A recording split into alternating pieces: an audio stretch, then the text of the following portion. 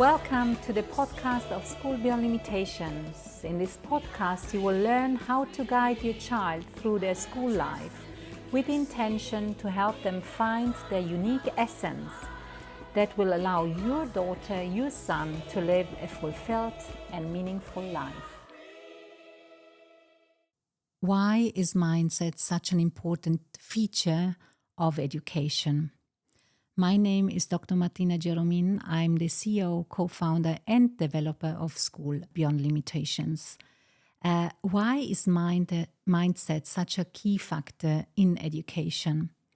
I think what we have seen in the traditional school setting is that students actually get away from the understanding that they are powerful, that they have everything within them already, within themselves already, and that they are trained to just follow what the teacher is telling them to do and to actually see limitations around them. You know, that starts already sometimes with parents themselves, and I think sometimes we need to be very careful and also mindful as parents when we are dealing with children, because children, they have the tendency, as we all know, to explore their environment, to actually take in what the environment is offering them. And usually children, if they feel safe and seen, they move forward step by step gradually, and they always look out for their parents or for their mother or for their father, for the figure who is giving them this safety and this certainty. And they would always double check somehow whether they have gone too far away from their parents. And what happens here very oftentimes is that parents, when they see, their children maybe going away too far, then they hold them back and they say, oh, stay here, don't do that. Because if you do that, then there may be a danger. You have to look, and look around you, because otherwise you will fall, or otherwise you will encounter people or strangers that may mean it, badly with you. And that's exactly where we start already conditioning our children. And that's where we start actually coming in and putting limitations in front of them, instead of giving them the space and, of course, observing them. As a parent, I would never walk away, and I would always keep the eye on my children when they are young, and I would see how far are they going and what is the best way if I see something dangerous happening to them. I go there and I help them, and I actually give them this understanding. Don't worry, I'm around you.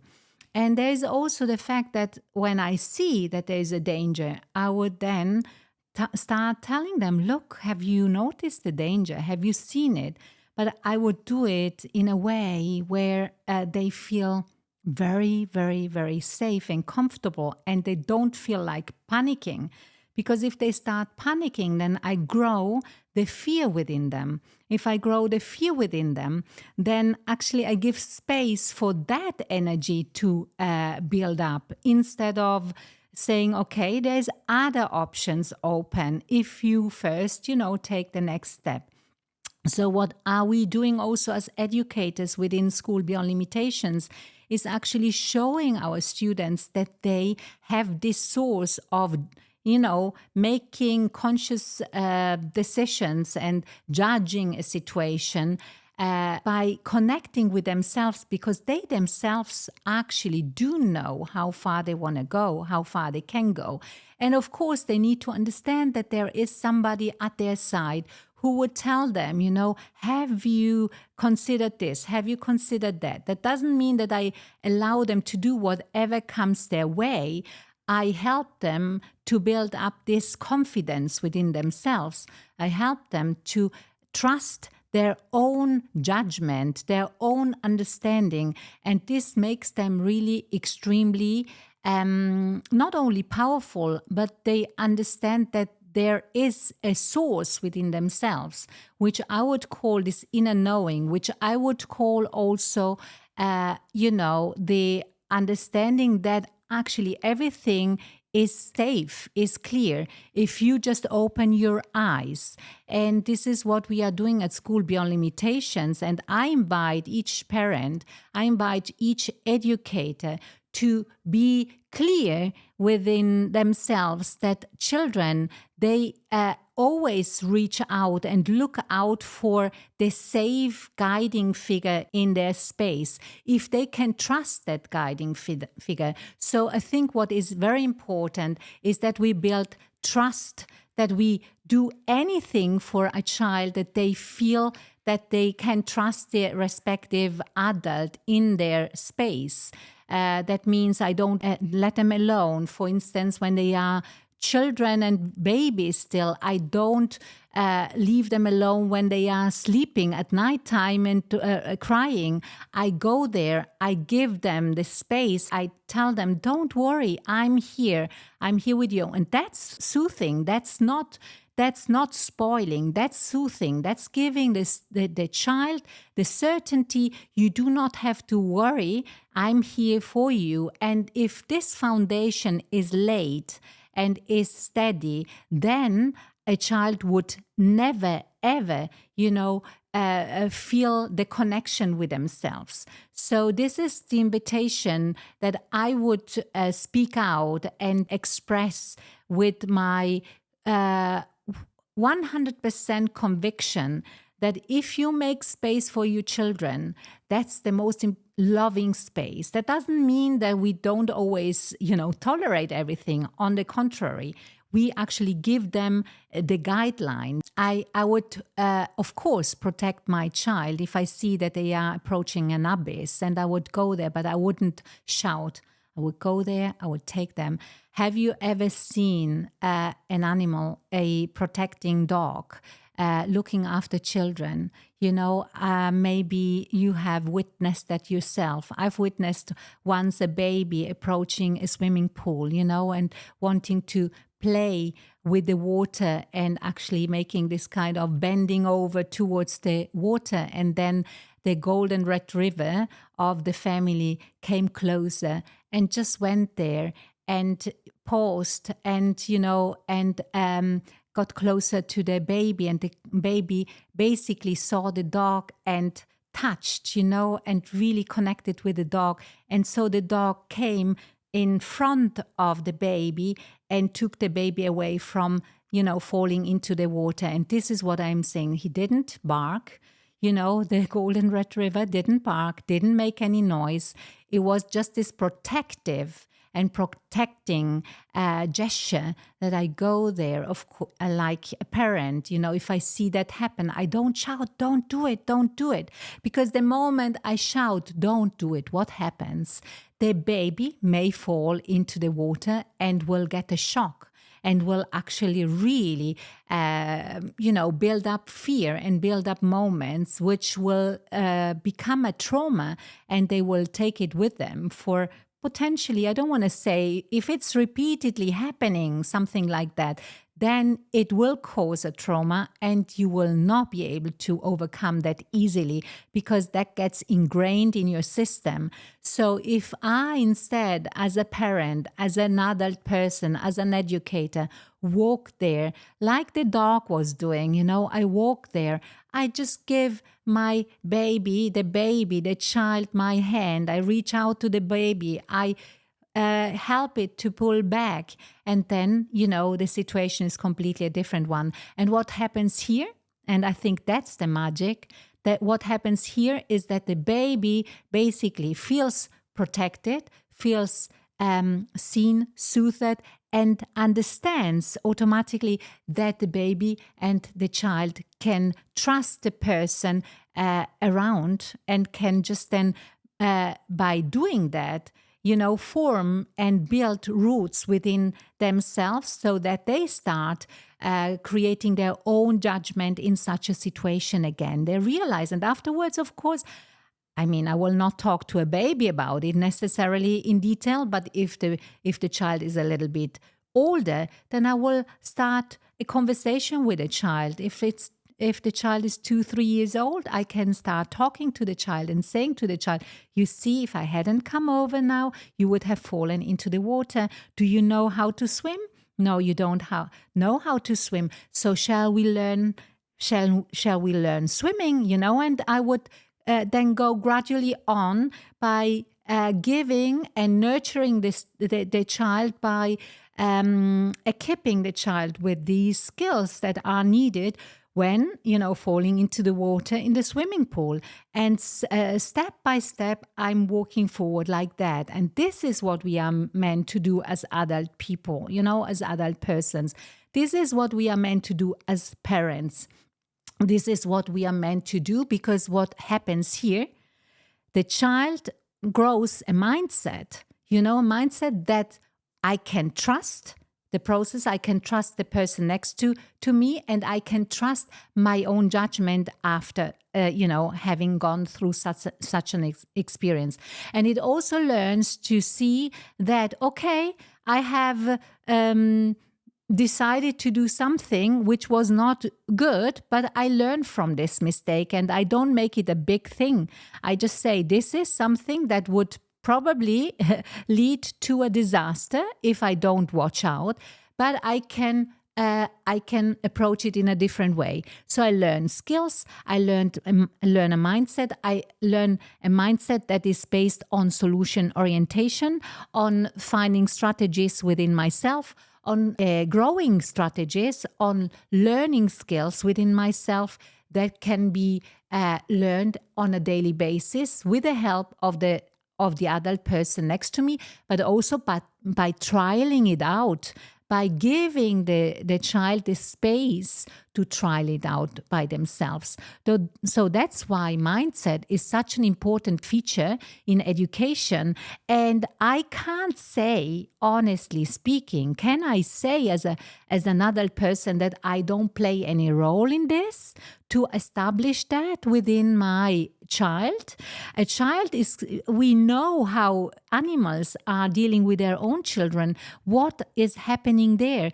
Their own children, the kittens, they follow what the cat is doing. So basically, we need to be aware that our children copy what we are doing, especially when they are very young. When they are older, they copy their friends, they copy their role models, they copy, the people around them which make an impact on them. So if I know that I'm basically there to showcase, to showcase what keeps them moving forward, building up self-confidence, building up consciousness, mindfulness, and making them conscious leaders of themselves, where they understand, okay, they can create anything.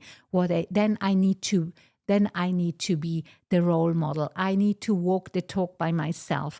I need to do exactly what I think is important, and I nurture my child with this kind of mindset. I nurture them also with this kind of mindset within a school setting. I would never say you are bad at math. I mean, imagine if I say to somebody, you are bad at math. If I constantly say to somebody, you are bad at math, this is limiting mindset. This is exactly the opposite. This is not acknowledging that there is a child with a brain and with inner knowing, and the brain that can be trained on a daily basis and can basically do anything. We do know by now that we only use 9% of our brain capacities. Imagine those people who really use it very, very well, they don't even go beyond 10-15% of the capacity. So if we know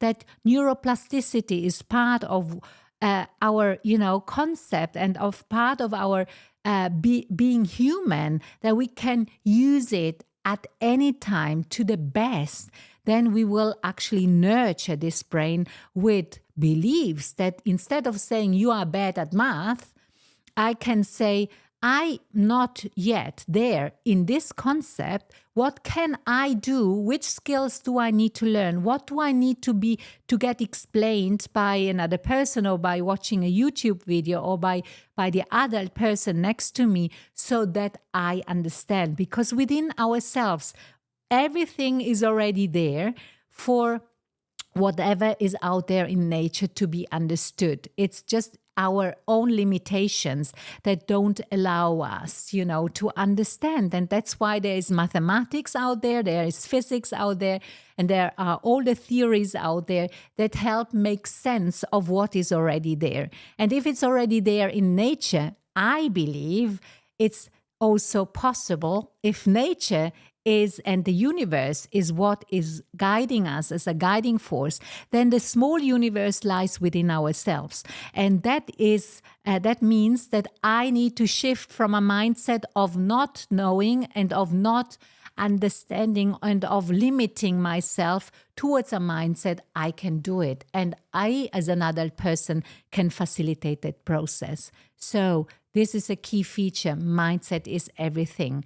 And then, of course, we need to act upon that accordingly. And I'm in a different kind of understanding about the world around me. And mindset really, as I mentioned before, makes the difference. And if we are getting back to the school context, I need to say that there used to be very skeptical voices out there with regards to mindset, and you don't need to do that in a school context, for instance.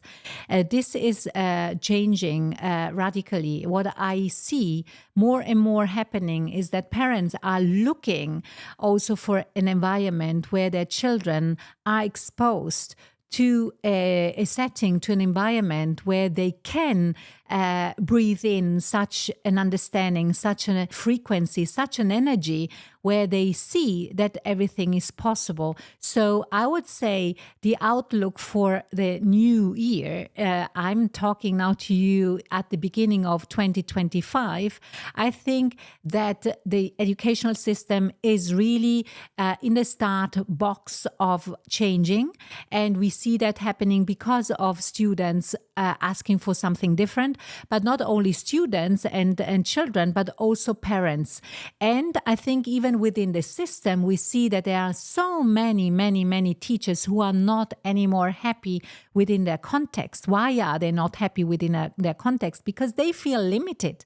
They need to fulfill, the requirements of all the assessments and whatsoever, and the conditions, and they don't see anymore, they don't focus anymore on what is really meaningful, and that's basically the student themselves. And so I see lots of changes coming towards us, but positive changes, and the changes will be even more massive, I think, if there are more people who allow those changes to happen and who take this next step and take, I don't even want to say the risk anymore, because we have enough evidence that mindset and working on a personal development trajectory is so crucial. We see it with the wave of coaching business rising up, right? I mean, it's just a given that there is a demand for that. And I think if we start early within the school context with this, then we do not even have to unlearn anymore that much, because we are not conditioned anymore that much. So this is what I'm seeing happening, and I'm full of trust and confidence. And if you feel that you want to also go in that direction, then maybe, and not only maybe, for sure, School Beyond Limitations is the right place for you. At School Beyond Limitations, we support our students find their unique essence. Feel free to share the content of this podcast with other parents. We are here to show that your children can, indeed, bring their unique essence into life. So, reach out to us if you think that this is what you'd like your daughter, your son to experience, or apply through our website. Also, leave your comments, your questions, or your review about the podcast. Share it with others. And as you know, sharing is caring.